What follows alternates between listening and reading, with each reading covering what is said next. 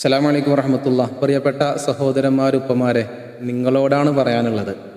നമ്മുടെ പ്രിയപ്പെട്ട ഭാര്യ, സഹധർമ്മിണി, ജീവന്റെ പാതി, റൂഹിന്റെ പാതി എന്നൊക്കെ നമ്മൾ വിശേഷിപ്പിക്കുന്ന നമ്മുടെ ഇണയായ, തുണയായ, നമുക്ക് നിക്കാഹ് എന്ന മഹത്തായ കർമ്മത്തിലൂടെ, വേലി ചാടിയതല്ലട്ടാ, നിക്കാഹ് എന്ന മഹത്തായ കർമ്മത്തിലൂടെ നമ്മിലേക്ക് ഏൽപ്പിക്കപ്പെട്ട നമ്മുടെ പ്രിയപ്പെട്ട ഭാര്യ, ആ ഭാര്യയെ ബഹുമാനിക്കലും ആദരിക്കലും സ്നേഹിക്കലും ഒക്കെ വലിയ പുണ്യമുള്ളതും ഒരു ഭർത്താവിനെ സംബന്ധിച്ച് നിർബന്ധമുള്ളതുമായ കാര്യമാണ്. ഇത് നബി സല്ലല്ലാഹു അലൈഹി വസല്ലം തങ്ങൾ വെറുതെ സ്റ്റേറ്റ്മെന്റ് ഇറക്കുക മാത്രമല്ല, പ്രാക്ടിക്കലായി ജീവിതത്തിൽ ജീവിച്ചു കാണിച്ച മാതൃകയാണ്. ആ നബി സല്ലല്ലാഹു അലൈഹി വസല്ലം തങ്ങൾക്ക് ഇറക്കപ്പെട്ട പരിശുദ്ധമായ ഖുർആനിലെ സൂറത്തു ആലി ഇമ്രാനിലെ 37-ാമത്തെ ആയത്തിന്റെ തഫ്സീർ പരിശോധിച്ചാൽ കാണാം.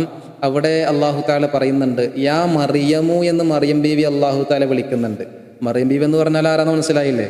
നമ്മുടെ ഈസാ നബി അലൈഹി സ്വലാത്തു വസ്സലാമിന്റെ പ്രിയപ്പെട്ട ഉമ്മ മറിയം ബീവി. ആ മറിയം ബീവി റളിയല്ലാഹു അൻഹ അള്ളാഹുവിൻ്റെ ഭാര്യയാണെന്നൊരു കുപ്രചരണം മറിയം ബീവിയെ ആക്ഷേപിച്ചുകൊണ്ട് അന്നത്തെ ആളുകൾ പ്രചാരണം നടത്തിയപ്പോൾ അള്ളാഹു തആല മറിയം ബീവി യാ മറിയമു എന്ന് വിളിച്ചു. അതിന് തഫ്സീറിൽ പറയുന്നുണ്ട്, മാന്യന്മാരായ ഒരാളും തൻ്റെ ഭാര്യയെ അന്യരുടെ സാന്നിധ്യത്തിൽ വെച്ചുകൊണ്ട് ഒരിക്കലും പേര് വിളിച്ച് അഭിസംബോധനം ചെയ്യില്ല എന്ന്. മനസ്സിലായോ? അന്നത്തെ ആളുകൾക്ക് അറിയാം, അവരുടെ ഒരു സംസ്കാരമായിരുന്നു അന്യപുരുഷന്മാരുടെയോ സ്ത്രീകളുടെയൊക്കെ മുന്നിൽ വെച്ചുകൊണ്ട് ഒരിക്കലും തൻ്റെ ഭാര്യയെ പേര് വിളിക്കൽ മാന്യതയല്ല എന്ന് അവർക്കറിയാമായിരുന്നു. അതുകൊണ്ട് തന്നെയാണ് അള്ളാഹു അന്ന് മറിയം ബീവിയെ വിളിച്ചത് എന്ത്? യാ മറിയമു. അപ്പം അതിലൂടെ മനസ്സിലായില്ലേ മറിയം ബീവി അള്ളാഹുവിൻ്റെ ഭാര്യയല്ല എന്നുള്ളത്. തൻ്റെ ഭാര്യയെ ഇപ്പോൾ ഒരു ഉദാഹരണം പറയുകയാണെങ്കിൽ, എൻ്റെ സഹോദരൻ എൻ്റെ വീട്ടിൽ എന്നെ കാണാൻ വേണ്ടിയോ വന്നിരിക്കുകയാണ്. അപ്പോൾ എന്തായാലും ഒരു ഗ്ലാസ് കട്ടൻ ചായയോ ലൈം ജ്യൂസോ കൊടുക്കണ്ടേ? അപ്പം എൻ്റെ ഭാര്യയെ വിളിച്ചിട്ട്, ഫാത്തിമ ഒരു ഗ്ലാസ് ചായ എടുത്ത്, ഒരു ഗ്ലാസ് വെള്ളം എടുത്ത്, ഇക്കാക്ക വന്നേക്കണില്ലേ, കണ്ടില്ലേ, ഒരു ഗ്ലാസ് വെള്ളം എടുത്തേ എന്ന് പറയാൻ പാടില്ല എന്നാണ് പറഞ്ഞത്. മനസ്സിലായോ? അപ്പം അതേപോലെ ഭർത്താവിന് അന്യരായവരും ഭാര്യയ്ക്ക് അന്യരായവരുമായ ആളുകളുടെ മുന്നിൽ വെച്ച് എന്ത് ചെയ്യാൻ പാടില്ല? തൻ്റെ ഭാര്യയെ പേര് വിളിക്കാൻ പാടില്ല. അപ്പോൾ എന്താ ഉസ്താദെ ഭാര്യയെ വിളിക്കുക എന്ന് പൊതുവെ ഒരു സംശയം ഉണ്ടാവൂലേ? നിങ്ങൾക്കുണ്ടാവൂലേ? ആളുകൾക്കിടയിൽ ആളുകൾക്കിടയിൽ നിൽക്കുകയാണ്.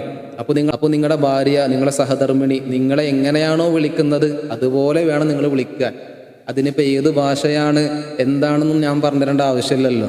അതുകൊണ്ട് പ്രിയപ്പെട്ടവരെ, നമ്മളെ ആദരിക്കുന്ന, നമ്മളെ ഏറെ നമ്മുടെ ഭാര്യമാർ ബഹുമാനിക്കുന്നുണ്ട്, ആദരിക്കുന്നുണ്ട്.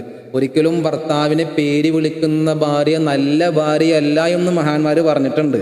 എല്ലാ കാര്യവും പറയണമല്ലോ, പക്ഷേ ചുരുങ്ങിയ കാര്യങ്ങൾ മാത്രമേ ഇപ്പോൾ പറയുന്നുള്ളൂ.